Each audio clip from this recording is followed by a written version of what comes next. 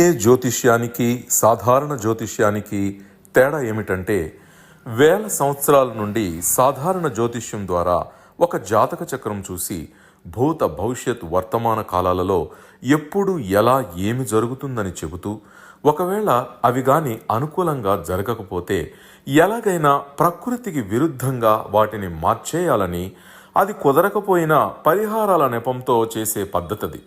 కానీ దానికి మారుగా డిఎన్ఏ జ్యోతిష్యం ద్వారా ఇవన్నీ ఎందుకు జరుగుతున్నాయని కనుగొని ఒక పని చేసే ముందే అది సరైనదా కాదా అని సరైన సమయంలో మనము తీసుకునే మంచి నిర్ణయం జీవితంలో అన్నింటిలో విజయాలు సాధించడానికి సలహాలు మార్గదర్శకాలు చెప్పే నిజమైన జ్యోతిష్య విధానం ఇది.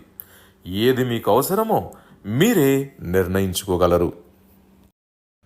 ప్రపంచవ్యాప్తంగా ఉన్న డిఎన్ఏ ఆస్ట్రాలజీ ప్రియమైన ప్రేక్షక మహాశయులందరికీ నా హృదయపూర్వక నమస్కారములు. నేను తిరుపతి పట్టణంలోని రేణిగుంట నుండి మీ గుణబ్రహ్మ సరస్వతి.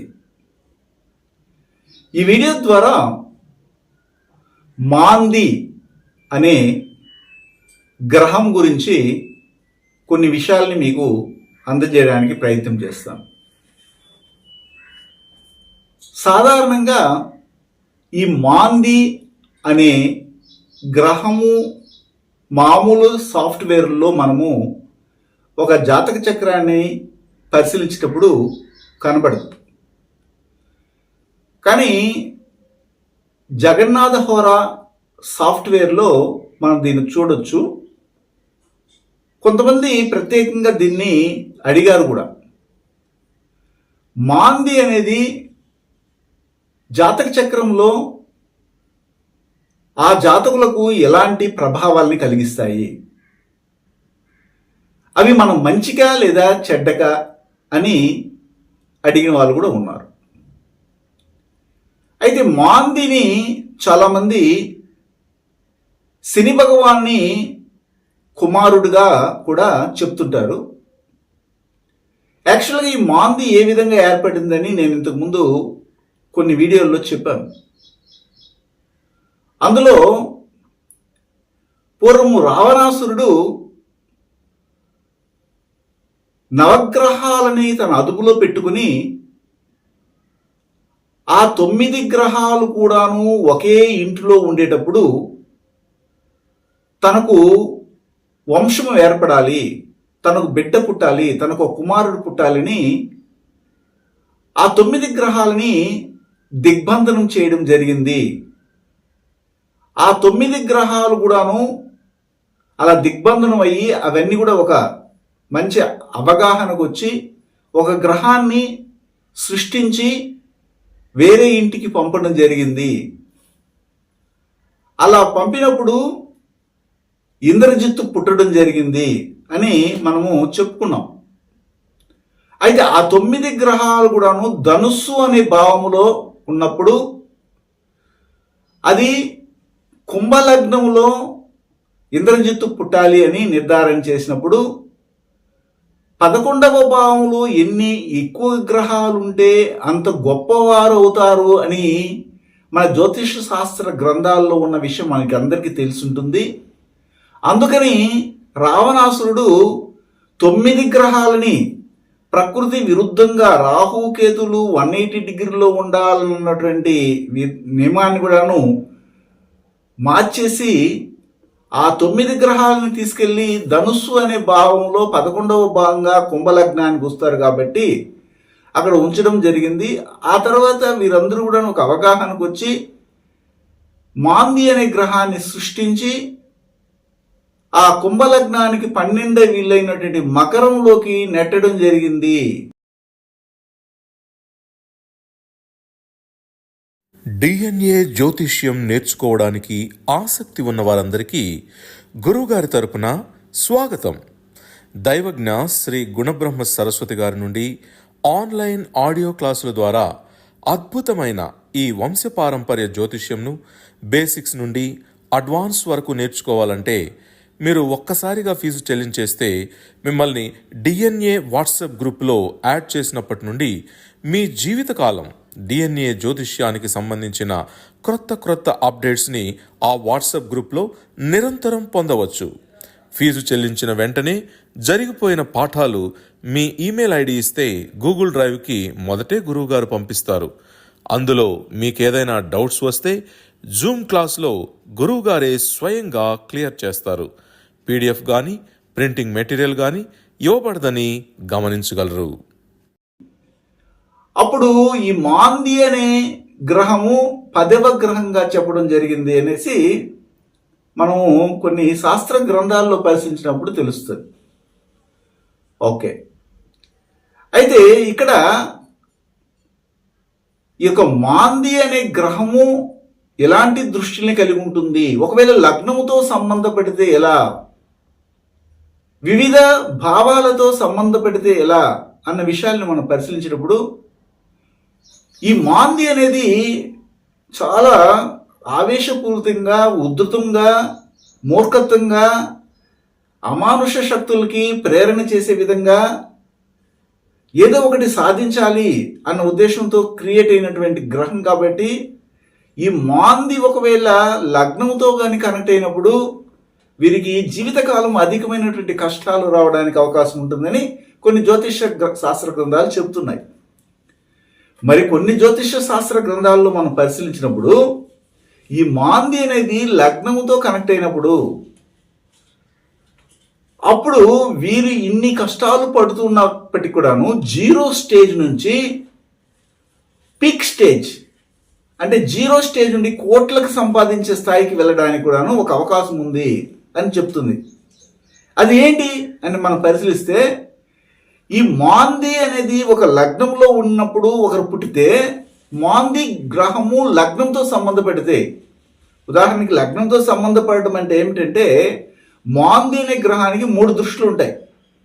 1, 2 మరియు 12 దృష్టిలు.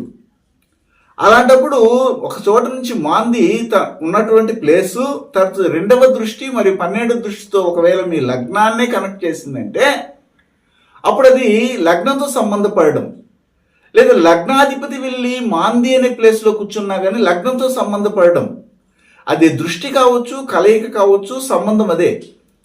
అలాంటి వారికి వారి జీవితంలో ఉన్నత స్థాయి రావాలంటే వారికి ఒక అమానుష విద్య తెలిసినటువంటి వ్యక్తులు, సిద్ధులు, గొప్ప ఉపాసన శక్తి కలిగినటువంటి వాళ్ళు, అనుష్ఠాన సాధన కలిగిన వాళ్ళు, చర్మ దృగ్దర్శన సాక్షాత్కార సిద్ధిని కలిగి సాక్షాత్తు దైవముతోనే కనెక్ట్ అయ్యి మాట్లాడగలిగేవారు వీరికి పరిచయమైన తర్వాత వారి జీవితంలో ఆ జాతకం పనిచేయదు.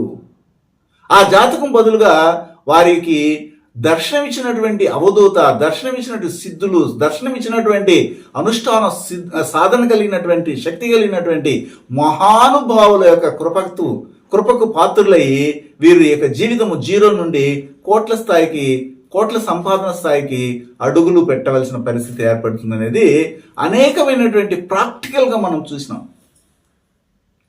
ఇది ఒకటి.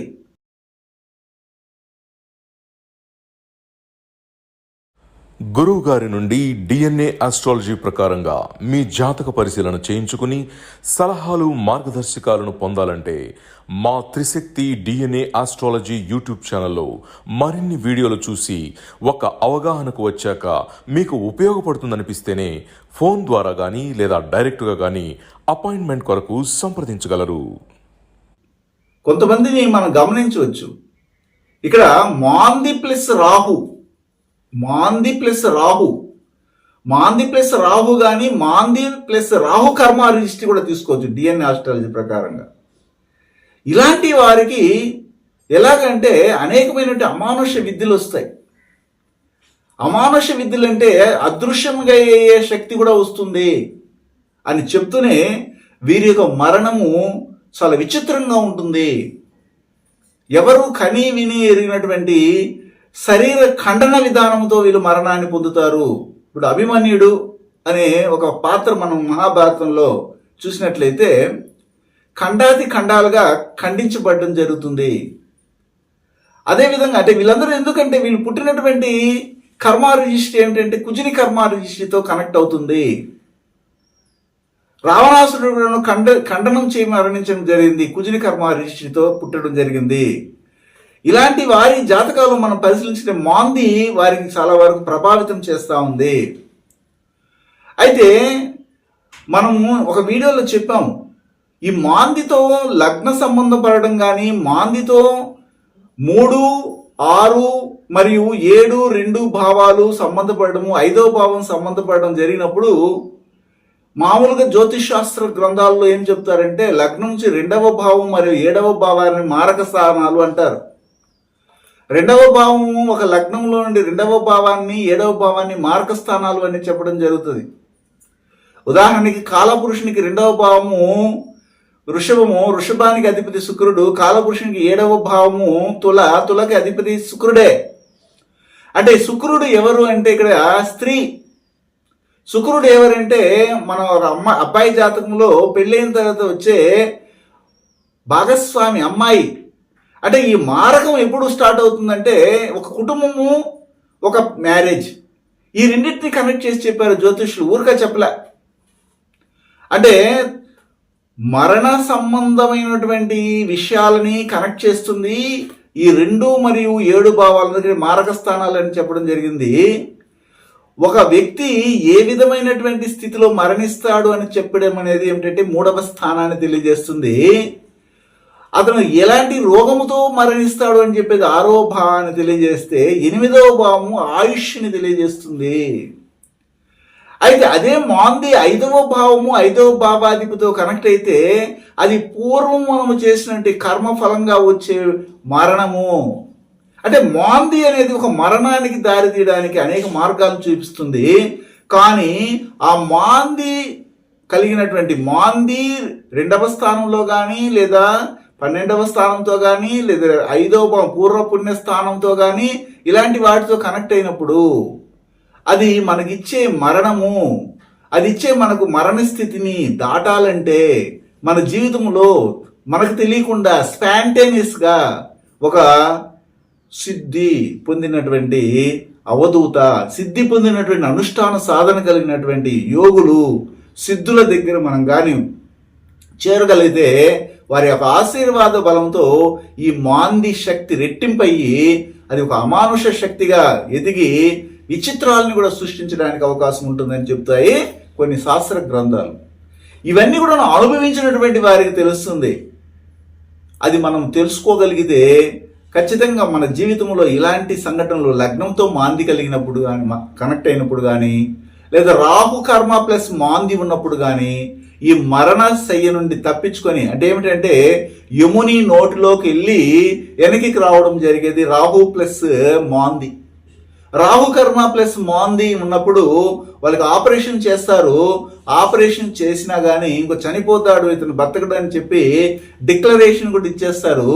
కానీ ఈ రాహు ప్లస్ మాంది, రాహు కర్మ ప్లస్ మాంది సంబంధం ఉన్నటువంటి వారు యముని యొక్క నోట్లోకి వెళ్ళి ఆ యొక్క స్థానం నుండి వెనక్కి వచ్చిన వాళ్ళు కూడా ఉన్నారు.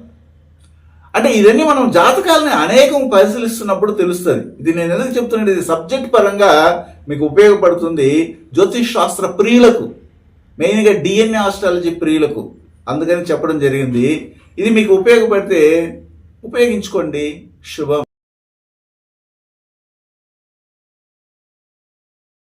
హిమాలయాలలోని యతీంద్రులు అవధూతలచే మహామంత్రోపదేశం పొంది వారి గురు పరంపరలో దైవజ్ఞ శ్రీ గుణబ్రహ్మ సరస్వతి గారు అధర్వణ వేద దక్షిణాచార పద్ధతి ద్వారా పూర్వం వశిష్ఠ వాల్మీకాది ఋషులు చేసిన విధంగా విలువ కట్టలేని అమూల్యమైన 24 హోమాలను ఏకకాలంలో ఒకే హోమగుండంలో గత 24 సంవత్సరాలుగా లోక కళ్యాణం కొరకు కర్మ విమోచన హోమక్రియను చేస్తూ నమ్మి వచ్చిన నిజమైన భక్తులకు శ్రీ జగన్మాత కృపతో మంచి చేస్తున్నారు. కర్మ విమోచన పొందాలనే ఆసక్తి ఉన్నవారు ముందుగానే గోత్రనామాలను నమోదు చేసుకోగలరు. అడ్రస్ శ్రీ త్రిశక్తి పూజా మందిర్, తిరుపతి దగ్గర, రేణిగుంట, ఆంధ్రప్రదేశ్.